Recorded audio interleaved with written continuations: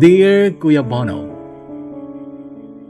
November 18, 2010 noong idaos ang aming simpleng kasal ni Teo sa Maynila. Nagsama kami ni Teo sa isang apartment malapit sa workplace namin, pero nung makuha niya ang kanyang mana ay nagdesisyon siyang umuwi na lang kami sa Cagayan. March 2011 noong dumating kami ng Cagayan at first time ko Kuya Bono sa Cagayan. Noong dumating kami sa bahay ni Tatay Mario, tatay ni Teo at Robin, hindi ko na itago ang pagkadismaya ko. Nalungkot talaga ako Kuya Bono kasi ang dinatnan kong bahay at lugar ay taliwas sa inaasahan ko. Okay ka lang ba? Parang nakasimangot ka yata. Puna sa akin ni Teo noong makapasok na kami sa kwarto niya. Disappointed lang ako. Bakit? Napapangitan ka ba dito sa bahay ng tatay ko? Hindi. Actually, maganda siya kaya lang. Iba kasi yung ine-expect ko. Bakit? Ano ba kasing inaasahan mo? Well, pangarap ko kasi yung buhay na simple. Maliit na bahay, maraming puno sa paligid, maraming tanim, preskong hangin. Akala ko ganito dito, hindi naman pala. Parang hindi rin lang ako umalis ng Maynila. Ayan o, dikit-dikit din pala mga bahay. Mainit, walang hangin. Buwan ng Marso, Shelby, di ba? Tag-init talaga ngayon. Depensa ni Teo tsaka lumabas dahil tinawag siya ni Tatay Mario. Well, mahirap talagang umasa, Kuya Bono. Akala ko kasi talaga mararanasan ko ang buhay probinsya na napapanood ko sa mga pelikula at sa social media. Pero wala na rin akong magagawa kasi andun na eh. Face the sad reality na lang.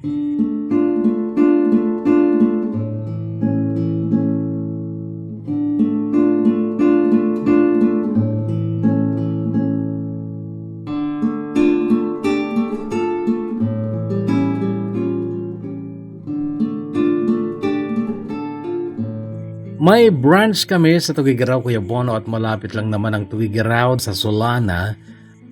At inaasahan naman ni Teo na sa kanya ipapamana ang bahay ni Tatay Mario. Kaya doon na lang kami tumira. Maganda ang bahay, Kuya Bono. Bungalow at halatang ginastusan din. Pinturado at details lahat ng sahig.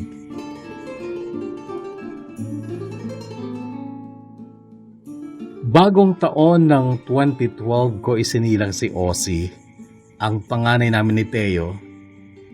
Ang Ozzy ay salitang Finnish na ang ibig sabihin ay new or bago. Kasi nga, bagong taon ko siya isinilang. At kung bakit naisipan kong Finnish word ang ipangalan ko sa anak ko, ay dahil nung mga panahong yun ay nag-aaral akong magsalita ng Finnish bilang paghahanda sa aking pagpunta dito sa Finland. May isang araw nung bago ako manganak, naisipan kong kalikutin ang Facebook ko at nakita kong marami palang messages ang naipon mula sa mga taong hindi ko friends. Isa doon ay ang message ni Daisy na pinsan at best friend ko since little kids pa kami hanggang third year sa high school. Naglaya si Daisy nung third year high school kami matapos niyang makaaway ng malala ang mami niyang si Tita Sandy. May stepfather kasi si Daisy, pangalawang asawa ni Tita Sandy, at pinagnanasaan daw nito si Daisy pero ayaw maniwala ng mami niya. Nagkasakitan sila noon, nagtakwilan at yun nga, lumayas si Daisy. Mula noon ay nawalan na kami ng communication. Nakababatang kapatid ni Mama si Tita Sandy pero hindi sila close. Actually, sa 4 na kapatid ni Mama, Ang panganay nilang si Tito Oscar na taga Mindanao lang ang kadikit ni Mama. Iniwasan siya ng ibang kapatid niya kasi masyado siyang moralista at mapagmalinis. At si Tita Sandy na nakipaghiwalay nga sa una niyang asawa at nag-asawa ng iba ay masyadong hinusgahan ni Mama na para bang hindi niya ito kapatid. Anyway, balik tayo kay Daisy.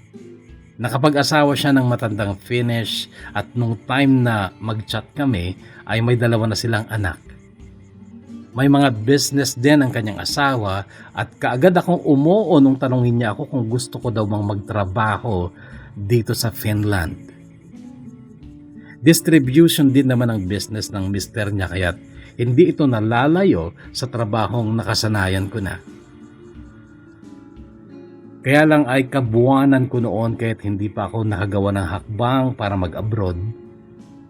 Naisipan ko lang mag-aral ng Finnish para pagdating ko doon ay hindi naman ako tatanga-tanga. Pumayag kaagad si Mama noong sabihin kong iiwan ko sa kanya ang anak ko. Pero pagkatapos ng pagpayag niya ay ang dami niyang tanong lalo na sa relasyon naming dalawa ni Teo. Hindi magkasundo sina Mama at Teo. Kahit kasi nasa NCR sina Mama at kami ay nasa Cagayan Valley noon, ay hindi nakakatakas sa mapanuring mata ni Mama ang mga galaw at gawin ni Teo kaya't napipintasan niya ito.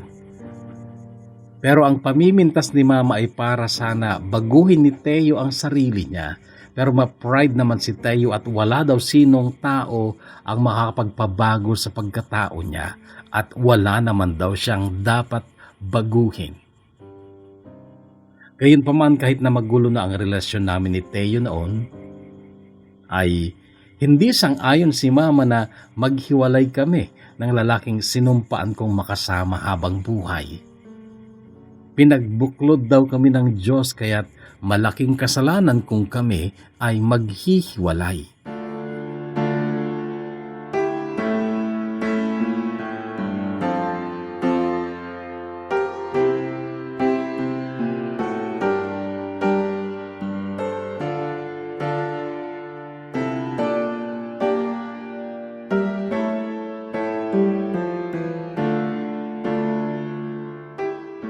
Ang pagpapakasal ko kay Teo, Kuya Bono, ay hindi ko pinag-isipang mabuti kasi noon sabi ko kahit naman sinong lalaki ang pakasalan ko, pareho lang kasi hindi naman ako umiibig sa lalaki dahil nga sa ako ay pusong lalaki. Pero ang pag-aasawa, 18th birthday ko pa lang noon ay pinag-isipan ko na. Kailangan ko mag-asawa para legal akong magkaroon ng anak kasi gusto ko talaga magkaanak. At si Teo ay patay na patay sa akin noon kaya't naisip kong siya ang pakasalan ko. Kaya lang noong mag-asawa na kami ni Teo, noon ko napagtanto na mas mahirap palang magpakabuti dahil may asawa na ako kumpara noong dalaga ako na mas madali. Bago kami ikasal ni Teo, sinabi kong pusong lalaki ako. Tinawanan lang niya ako, hindi siya naniwala. Sabi pa nga niya, mamahalin daw niya ako sa kung ano ako.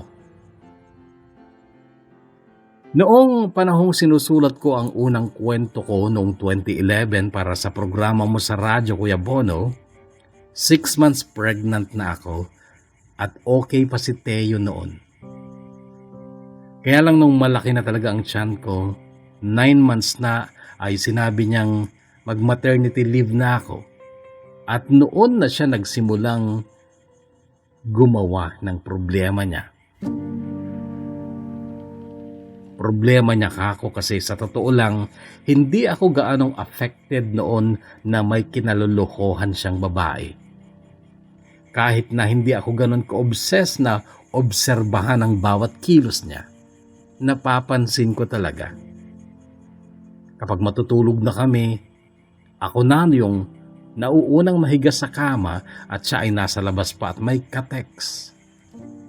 Sa oras na hihiga na rin siya, susulyapan ko ang phone niya, naka-off.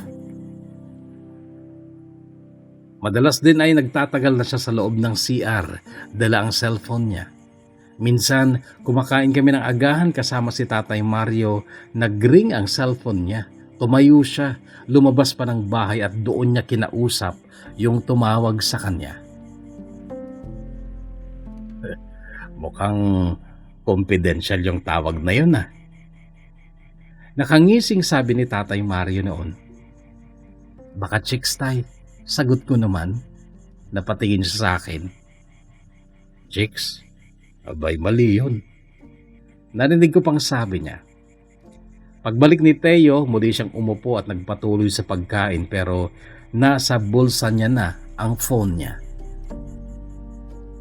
Chicks daw yung tumawag sa'yo ah.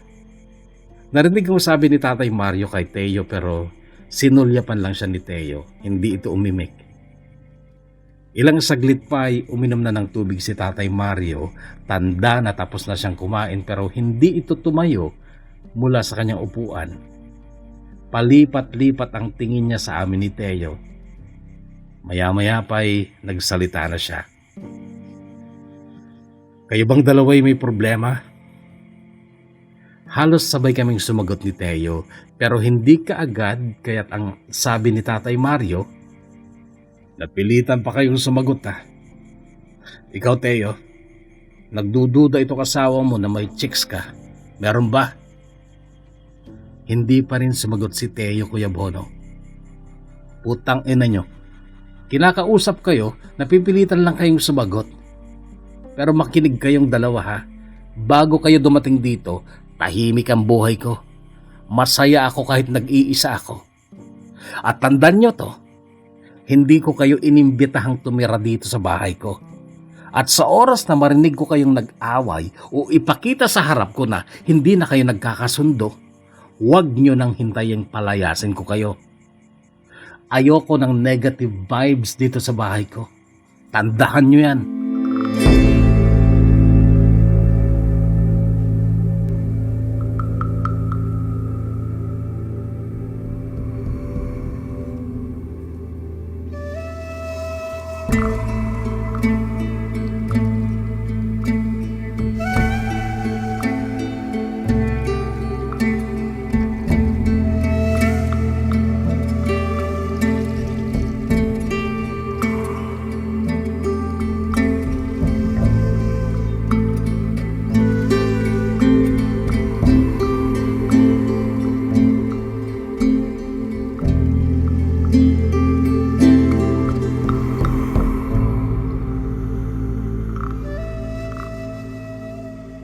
Sa totoo lang Kuya Bono, mabait naman sa akin si Tatay Mario.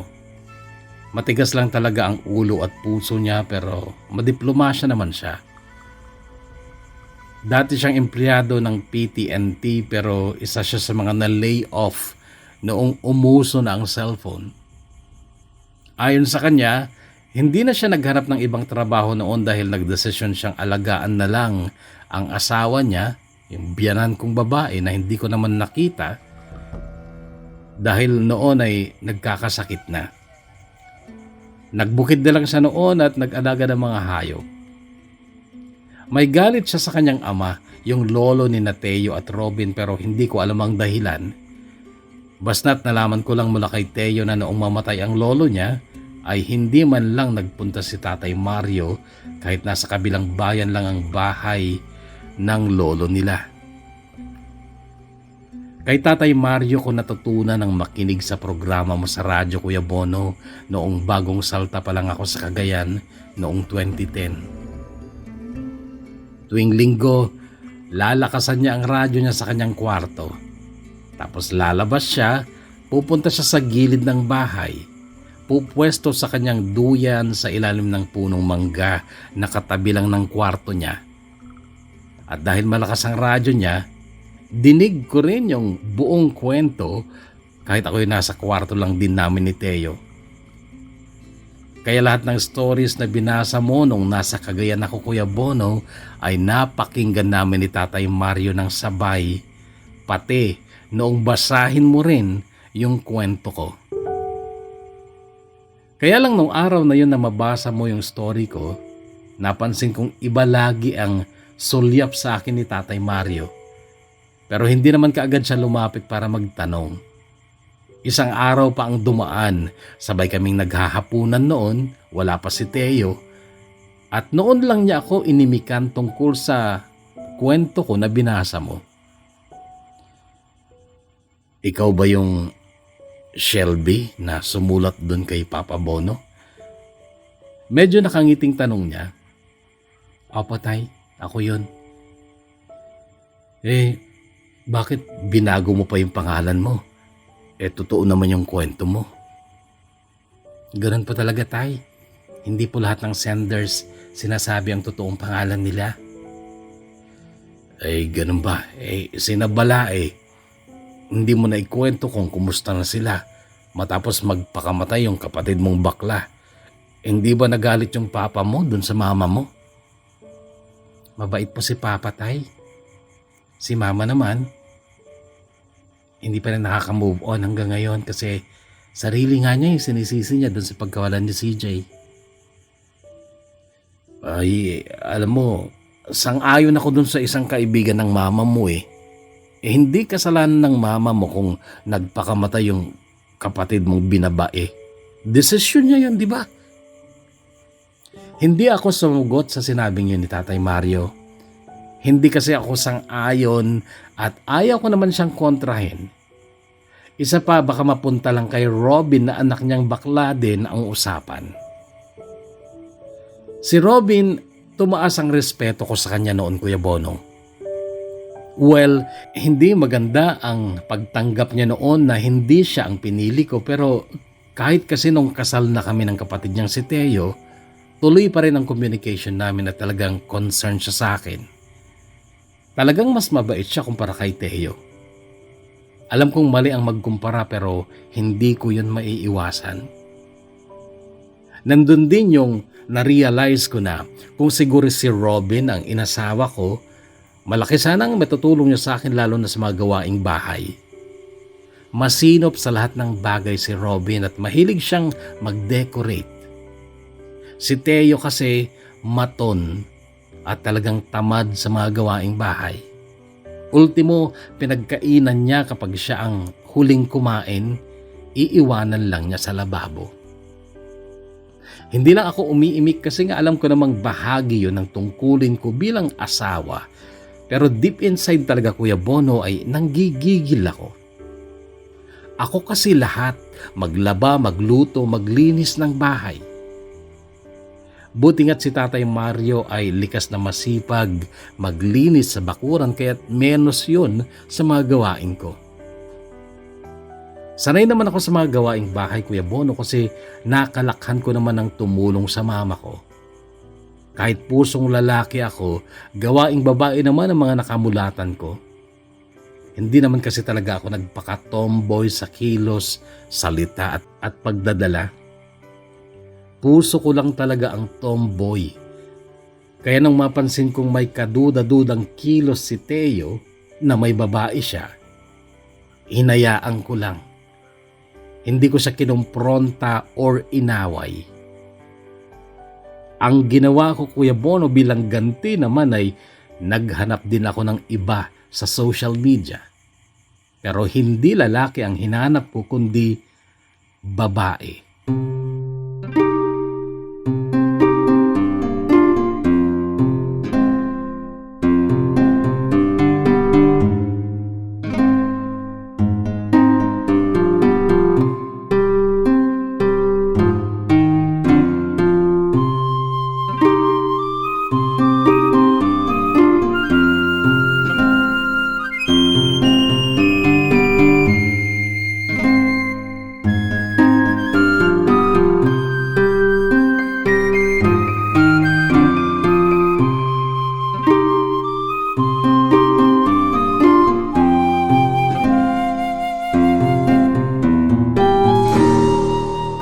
Kaya lang, mahirap namang umiksena sa mga bagong kakilala sa Facebook.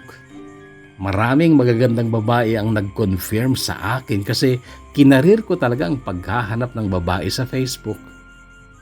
Naka-maternity leave na ako noon kaya't halos maghapon akong babad sa social media. Kaya lang nakakahiya namang magpahiwatig. Buntis pa ako noon kaya't ano na lang ang iisipin nila. Baka isipin pa nilang si Raulo ako.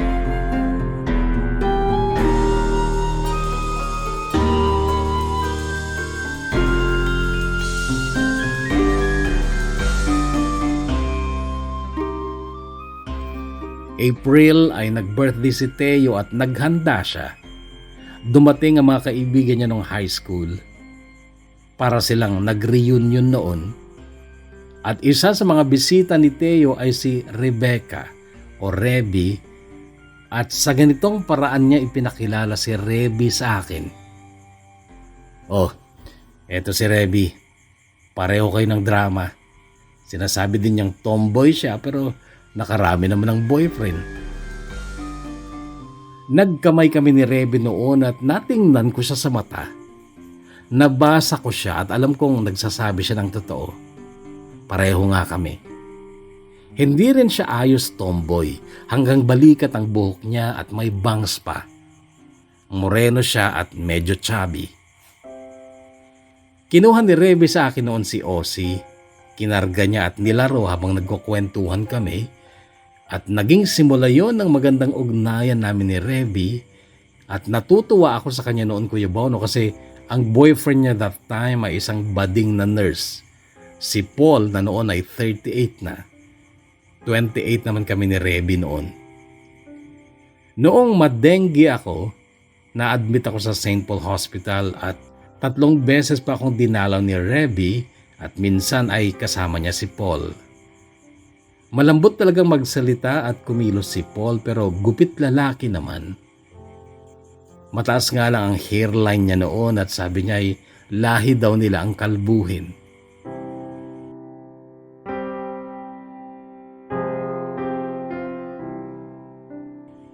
Naikwento ko rin sina Reby at Paul noon kay Robin, sabay suggest na maghanap na lang siya ng discreet na tomboy, pero nagulat ako sa sagot niya. Meron na akong girlfriend pero hindi siya tomboy. In fact, kilalang kilala mo siya, Shelby. Ha? Sino? Secret lang muna natin to, ha? Ayaw pa kasi niyang ipaalam eh. Si Angelo. Nagulat talaga ako sa nalaman kong ito. Katrabaho din namin si Angelo. Actually, isa siya sa mga kaibigan ko sa branch namin sa Manila. Pero si Angelo kasi yung natawa ng sobra noong madiskubre namin ang pagiging Becky Mon ni Robin. Nagpaplano na nga kaming magpakasal next year eh. Nakapanganak ka na by that time. Pwede ka nang mag-abay sa kasal namin. Wow, gusto ko yan, Robin, pero bakit sinasikreto niyo pa? Eh ayaw kasi ni Angelo ang maging topic ng mga chismosa dito sa kumpanya. Gusto daw niya na magulat na lang sila kapag mag-aabot na siya ng invitation. Wow, in fairness, Robin, na-touch ako kasi sinabi mo sa akin yung sikreto niyo. Feeling ko tuloy napaka-trustworthy ko. Trustworthy ka naman talaga. Thank you, Robin, ha? And good luck sa inyo ni Angelo.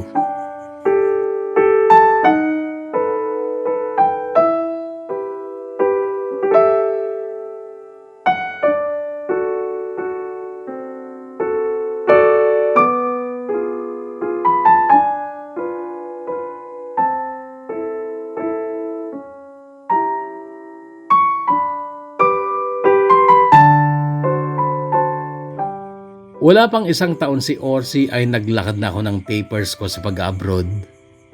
Noong mga panahong yon, malala na si Teo. Madalas na siyang hindi umuwi ng gabi.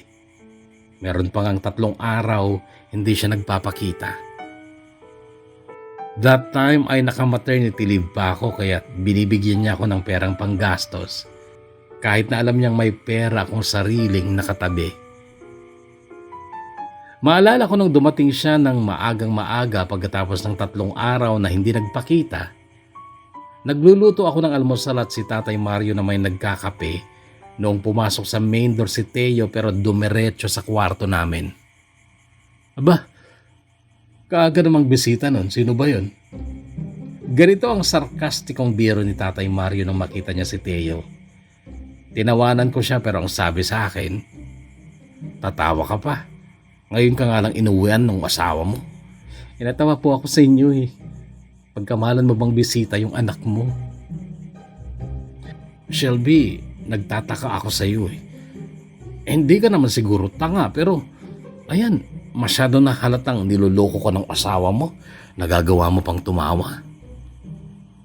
Tay, matatawag mo lang na niloloko ka kung hindi mo alam. Eh ako alam ko naman. At okay lang sa'yo? Eh hindi naman sa okay lang pero di ba sabi mo dati ayaw mong makita kaming mag-away? Eh sabi ko lang yun. Ngayon kung gusto mong awayin, sige awayin mo. Ayoko po. Awayin mo. Kumuha ka ng isang plato dyan, ihagos mo sa kanya. Muli akong natawa sa sinabing yun ni Tatay Mario. Oh, ba't tumatawa ka pa? 3 araw kang hindi inuwian, masaya ka pa. Tay, eto lang masasabi ko. Kahit hindi niya na ako uwian forever, ngingiti pa rin ako sa araw na babalik kami ng anak ko sa poder ng magulang ko sa Maynila. Well, when you go, don't ever think I'll make you try to stay. And maybe when you get back, I'll be off to find another way. When after all this time that you're still a good for nothing I don't know. So take your gloves and get out. Better get out while you can.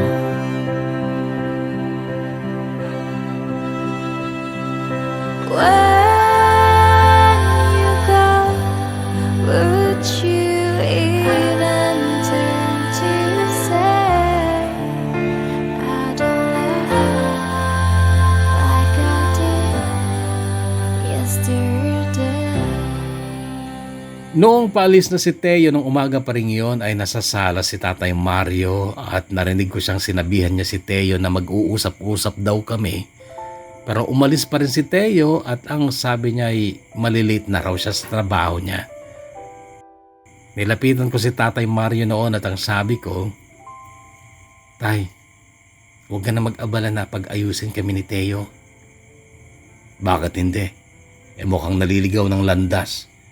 Masisira kayo niyan. Tay, malapit na mag-30 si Teo. Alam niya na ang tama at mali.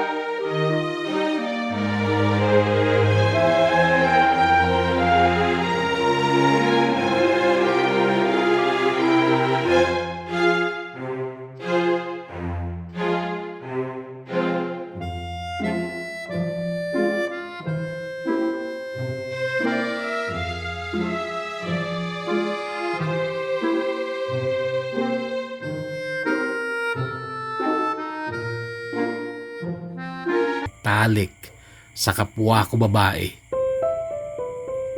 Gabi nung mag-check-in kami, kinaumagahan pa ang kasal. Ako ang unang nag-shower kasi kailangan na naming bumaba para sa dinner. Nagbihis na ako nung si Reby naman ang nasa shower. Parang natutokso ako nun, Kuya Bono, na pasukin siya pero nilabanan ko ang sarili ko. Nadidemonyo na talaga ako noon. Pero mabuti na lang at tumawag si Daisy. Nasa Maynila kasi siya noon dahil may na-recruit din siyang kamag-anak niya sa mother side. Ready na rin ang mga papers ko noon. Visa na lang ang kulang pero kailangan ko daw maghintay ng konti. Noong gabing yon ay inaya ako ni Daisy na sumama sa dinner nila nung pinsan niyang pupunta din ng Finland. Nagpunta nga ako, Kuya Bono, na hindi na nagpaalam kay Reby. Nag-text na lang ako sa kanya nung nasa taxi na ako. Pero si Reby pa rin ang laman ng isip ko kahit noong ka-dinner ko na sina Daisy. Sabi ni Daisy, next month na raw darating ang visa ko. Ha? Akala ko matagal pa. Ganon ang naging reaction ko. Bakit? Hindi ka pa ready? Ready na, kaya lang akala ko talaga matagal pa. Insan, pwede ka na mag-impake at magpadespedita. Pabirong sagot ni Daisy na talagang ang laki ng pinagbago sa itsura pati sa pananalita. Ang totoo kaya ako nagulat ay dahil sa hindi ko pa nasasabi kay Teo na a-abroad ako. Yung mga pagluwas-luwas ko noon, akala niya dumadalaw lang ako kina mama. Wala naman akong balak na ilihim sa kanya ang tungkol doon, kaya lang noong lumala kasi siya sa pambababae niya, nawalan na rin ako ng ganang kausapin siya. Isa pa, bago sumapit ang kasal ni Robin, halos hindi na siya natutulog sa bahay ni Tatay Mario. Tuwing 3 araw na lang siya umuwi at darating ng maaga, aalis din para pumasok sa trabaho. Uuwi ng gabi, makikipagtalik sa akin. Pinagbibigyan ko lang kasi tungkulin ko yun kahit na medyo may pandidiri na ako sa kanya noon kasi naiisip ko na may iba siyang nakakatalik. Pero sabi ko na lang noon, sige lang. Magsawa ka dahil sa oras na makaalis ako papuntang Finland, hindi mo na ako makikita.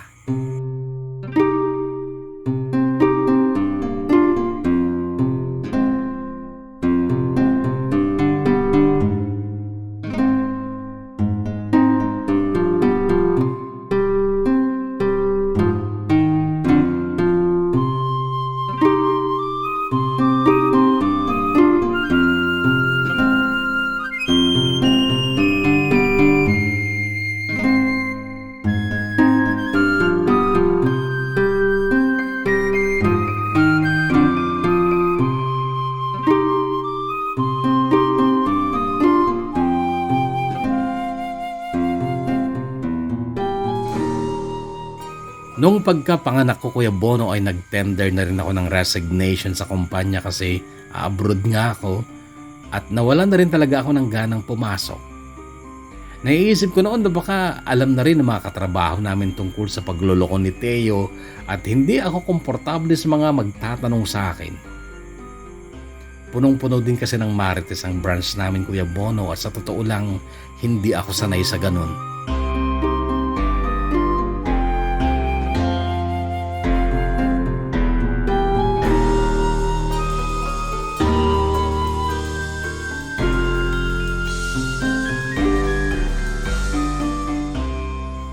Bonggang-bongga ang kasal ni na Robin at Angelo. Halatang ginastosan talaga pero hindi ko nakita sa mukha ni Angelo yung sincere happiness.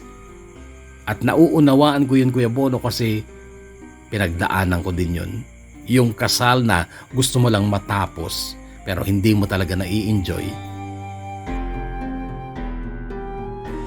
After ng kasal nila sa simbahan, tumuloy kami sa garden resto kung saan dinaos naman ang reception. Hanggang gabi kami doon. Hindi rin ako nakaiwas sa alak dahil lahat naman kami ay umiinom. Napansin ko lang noon na medyo malakas uminom si Reby. Bago mag 12:00 ng madaling araw, nasa hotel na kami ni Reby at yun na. Nagkatitigin lang kami saglit pero parang pareho kami ng damdamin at yun na nga. naganap na ang hindi dapat maganap.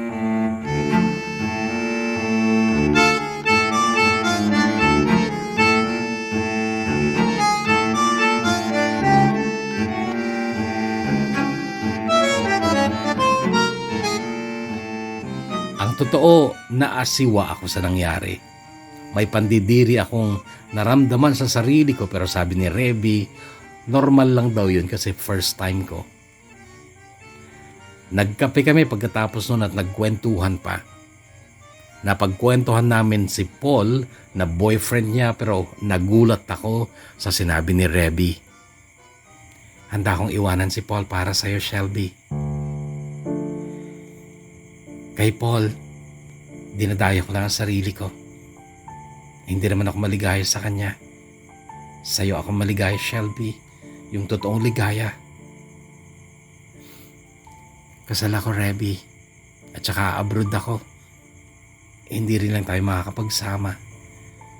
Eh, hindi ka naman siguro titira sa abroad, di ba?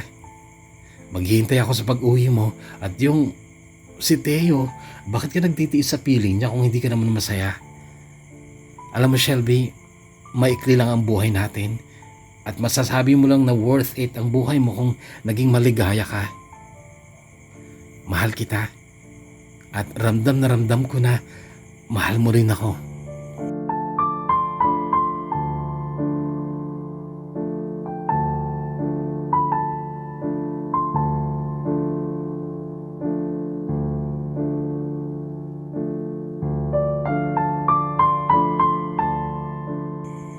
Sinikap naming hindi kami mahalata ni Tatay Mario nang pauwi na kami ng Cagayan, sakay pa rin ang kotse ni Reby. Mula noon, madalas na siyang dumalaw sa bahay. Businesswoman kasi si Reby, Kuya Bono, at hawak niya ang oras niya, kaya't anytime ay pwede siyang dumalaw sa akin. After 2 weeks, dumating na ang visa ko at flight ko na in 3 days, pero may masamang nangyari kay Theo. Naaksidente siya sa motor niya. Tinakbo siya sa St. Paul at doon na namin siya pinuntahan ni Tatay Mario. Bale ang kanang paa ni Theo. Marami siyang sugat sa katawan at wala pala siyang pera. Ang pakiusap niya sa akin noon, pera ko daw muna ang gamiting pambayad sa ospital.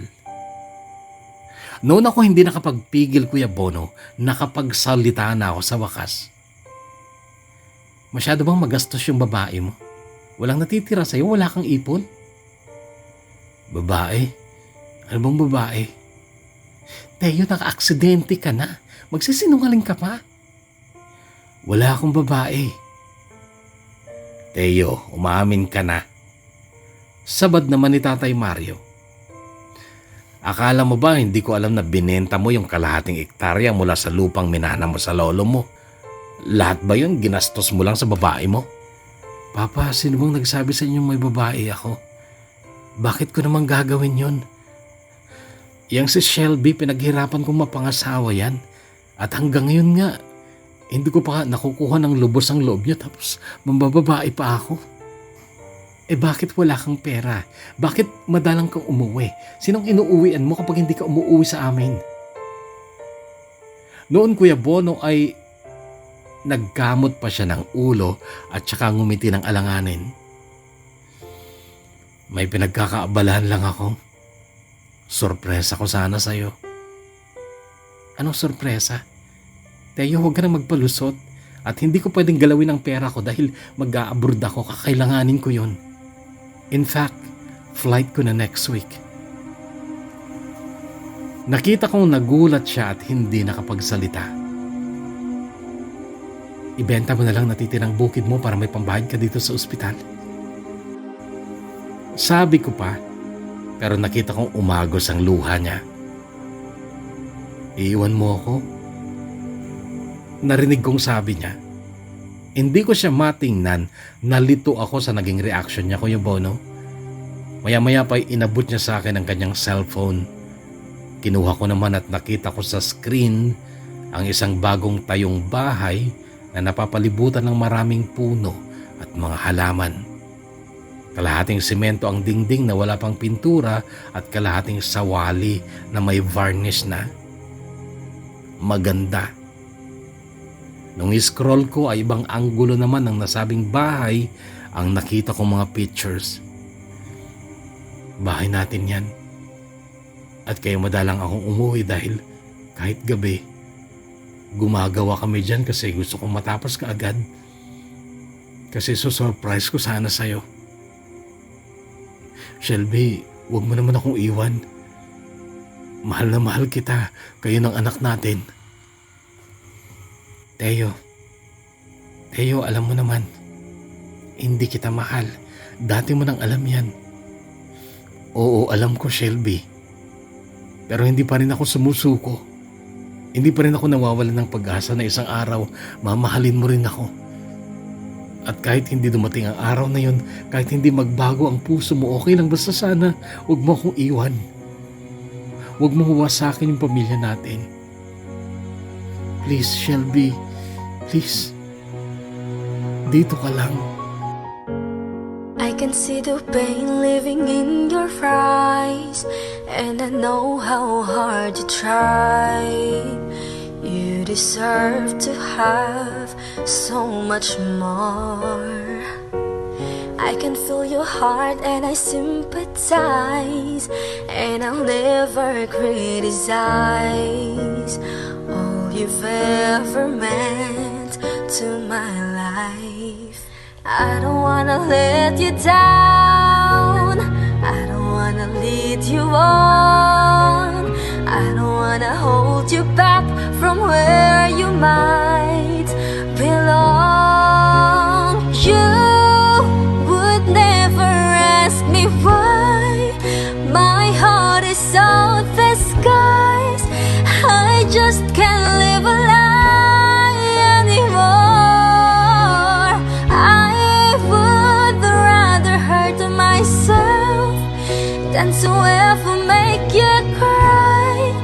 There's nothing left to say but goodbye. Hindi ko napagbigyan ang pagsusumamo ni Teo na huwag ko siyang iwan. Kahit umiyak pa siya, lalo na nung paalis na ako.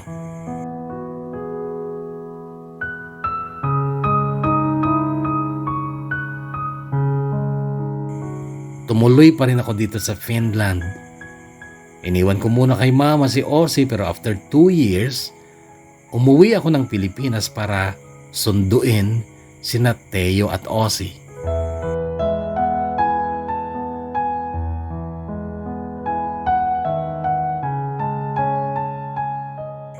Sa ngayon, Kuya Bono, ay dito na kami nakatira. Dito na rin nagtatrabaho si Teo at 3 na ang anak namin. 10 years old na si Ozzy, 6 years old si Kiara, at 3 years old naman ang bunso namin si Cedric. Yung property ni Teo, ipinagkatiwala muna niya kay Tatay Mario na muli namang nag-asawa ng mas bata sa kanya kaya't nagkaanak pa sila. 3 na rin ang anak ni na Robin at Angelo. At okay na si na Robin at Tatay Mario. Si Robin nga pala, Kuya Bono, ang nagbayad noon sa hospital bill ni Teo. Marahil ang tanong ninyo ngayon ay, nagbago ba ang puso ko? Hindi pa rin. Nagkaka-crush pa rin ako sa babae, lalo na dito ang daming magaganda. Pero tingin ko, mahal ko na rin si Teo. Bahagi na siya ng buhay ko at ayoko siyang mawala. Hindi ako nakaranas ng kilig dahil sa sobrang pagmamahal sa kanya, pero matatanda na kami. 37 na ako, 38 na siya. Hindi na mahalaga yung kilig. Kasi kahit naman sa mga normal na babae at lalaki na nag-asawa, kapag nagtagal nawawala na rin yung kilig. Ang mahalaga na lang ay yung magkasama pa rin sila at ayaw nilang mawala ang isa't isa, at ganun naman kami ni Teo. Kaya sabi ko okay na yon. Kung nakipag-asawa ako kay Reby, ano sana ang buhay ko ngayon? Speaking of Reby, may dalawa na rin silang anak ni Paul. Sila din ang nagkatuluyan at masaya ako para sa kanya kasi tamang landas din ang tinahak niya. Hindi man masaya pero at least tama. At ngayon wala akong nakikitang pinakamahalaga kundi ang aming binuong pamilya. Hanggang dito na lang Kuya Bono at maraming salamat sa paghihintay sa update ng aking kwento. Lubos na gumagalang, Shelby. Thank you for teaching me how to love, showing me what the world means, what I've been dreaming of. And now I know there is nothing that I could not do. Thanks to you for teaching me how to feel, showing me my emotions, letting me know what's real from what is not, what about is more that I'd ever hope for. And a lot of what I hope for is thanks to you.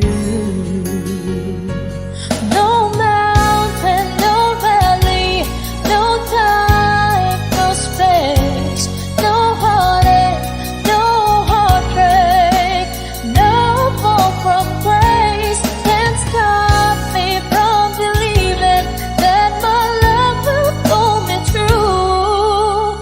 Thanks to you.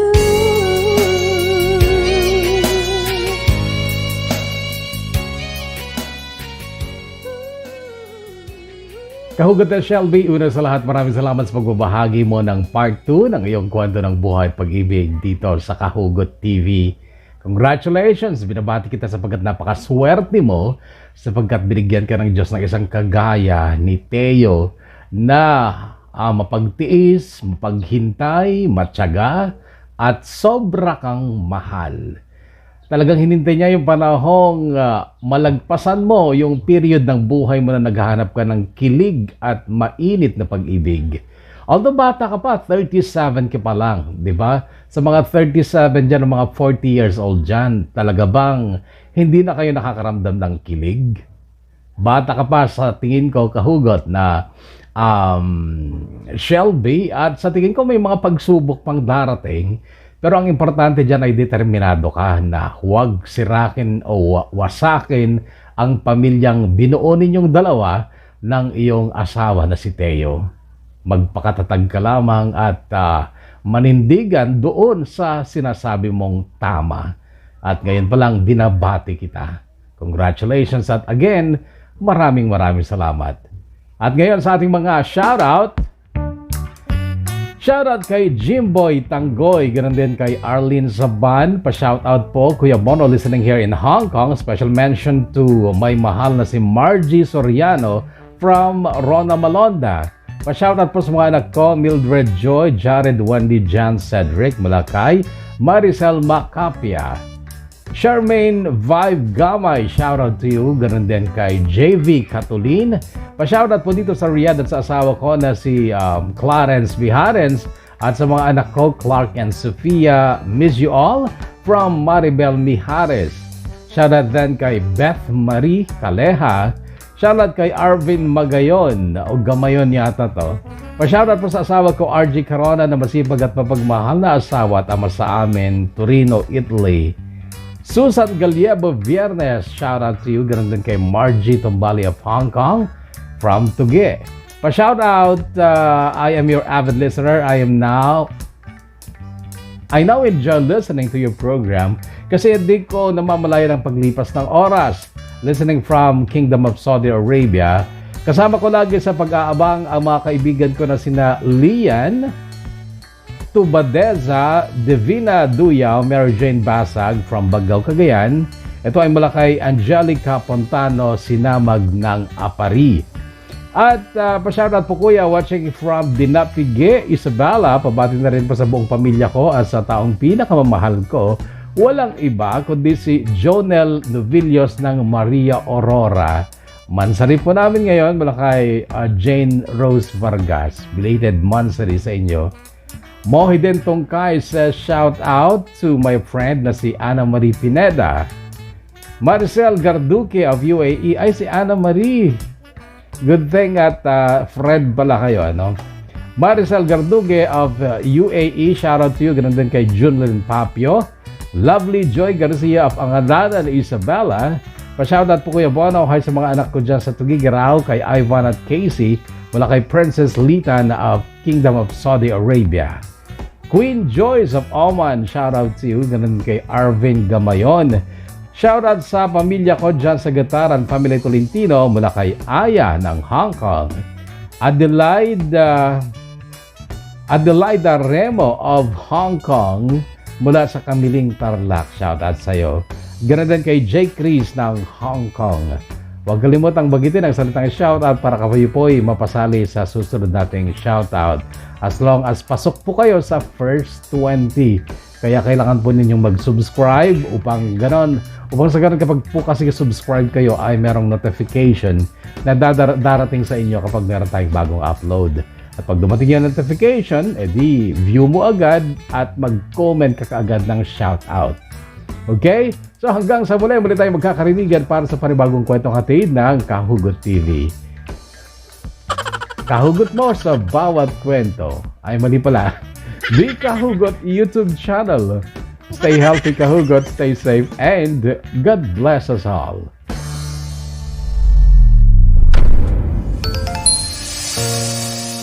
Palayain at isa't